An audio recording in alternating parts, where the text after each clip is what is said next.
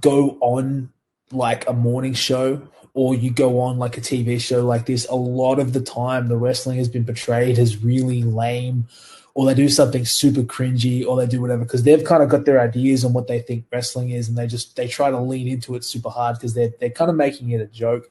Yeah. And it's our goal not to do that. So one of the ways we've learned to get around that is to like, okay, they can't release anything cringy if we don't let them film anything cringy. So we kind of went in with our eyes open, like we're not going to let them do anything completely unnecessary. They were really good. Like the way they cut everything together made us look really cool. Like they made us look like what we look like. They didn't try to get us to do anything weird or say anything weird, or do any of that kind of stuff. They didn't try to cut around things to make us look bad or silly or cringy or whatever kind of normally happens when they make us to a joke. They made us look awesome. So yeah, like it was just a really positive experience.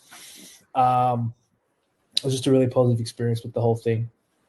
So, man, you know what, man? Like my wife, who I've been trying to force to watch pro wrestling for nearly a decade now, she was into it tonight. She thought she thought it was really well done. She's like, wow, that didn't look silly at all. Like that was actually quite enjoyable. And I agreed. I watched it and I was like, because I thought exactly the same. As like when shows like this, they do try and make the comedy aspect of pro wrestling and play that up. And that's one thing I knew that with PWA involved, it wouldn't be the case, because I'm sure, people like yourself and Moretti and even Madison would never let that even happen. But I think that was cool. We very much went into it eyes open. And I think, again, anybody who wants any advice or anything, man, like there are sometimes they'll just say, okay, now do this. Just go, no.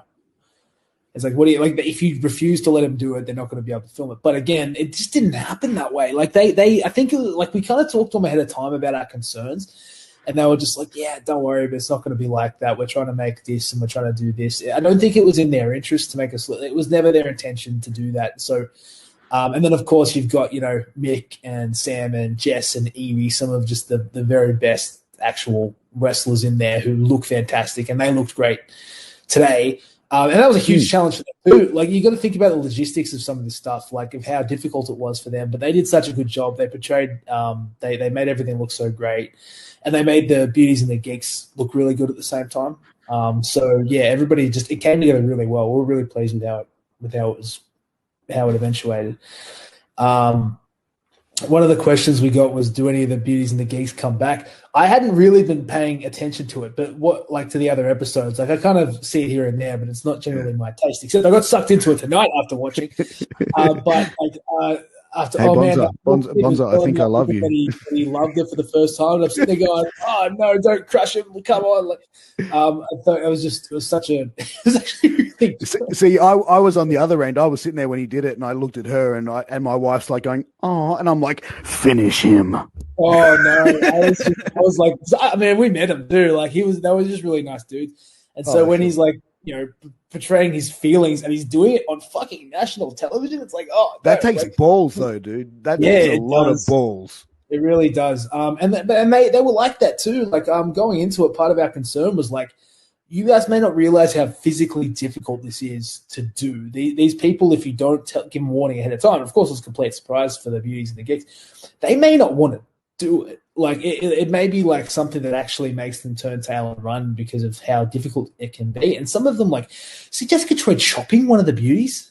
Yeah, like, I saw that. Beating the crap out of her, and then the poor girl tried to give her one back, and Jess is like, no, it just murders her. Like, but they're all good sports for it, so they had to have some balls in the end. But when I was watching the previews for it, there's that one guy named Frank, who for a lot of the promo is dressed head to toe in John Cena gear.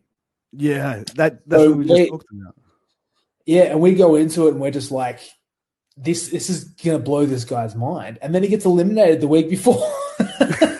We're just like I think a part of the reason for the challenge was because of him. I think they kind of went like, that guy's a wrestling geek. Oh, maybe we can do a wrestling challenge. That'll be fun. And they kind of reached out, and then he gets eliminated before the actual challenge.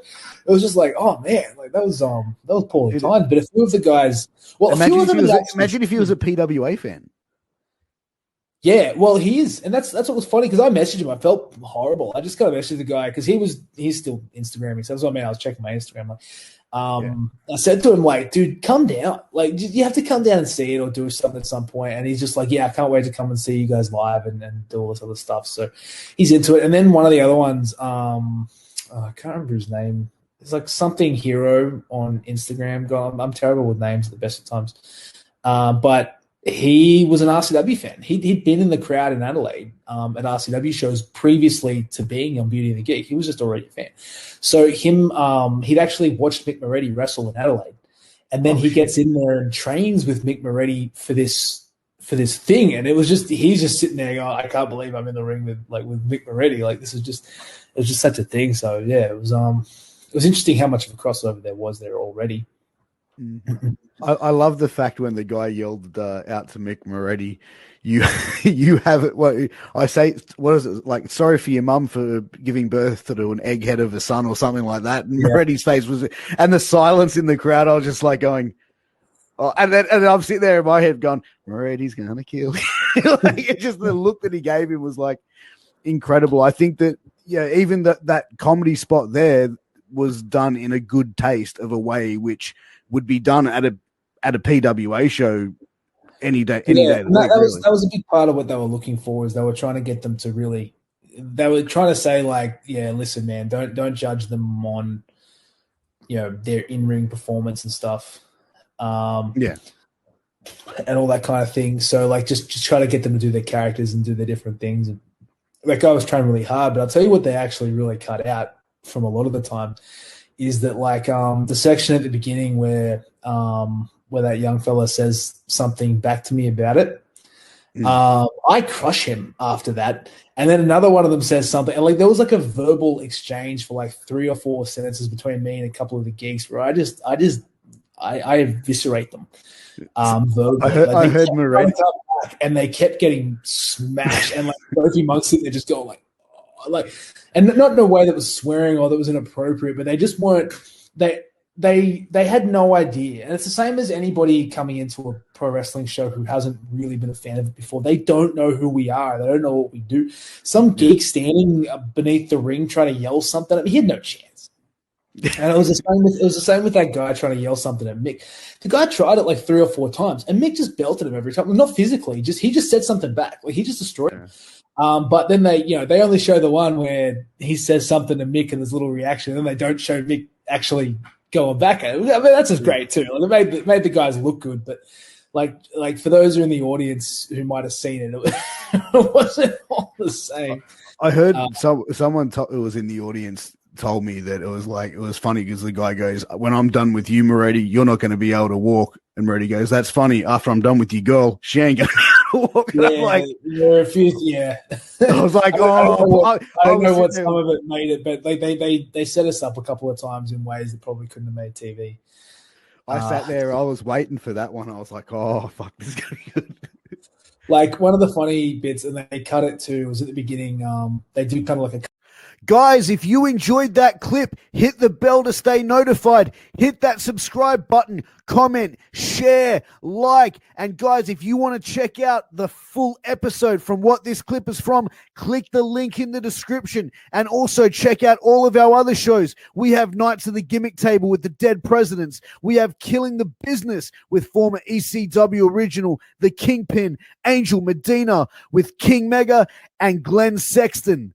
And also, guys, you need to check out Get Funked with former WCW and TNA star Alan Kwee Funk. These shows are every single week, guys. You will not be disappointed. Hit that subscribe button. Hit that like, share, and comment. Hit that bell to stay notified. And we'll see you soon on our next show.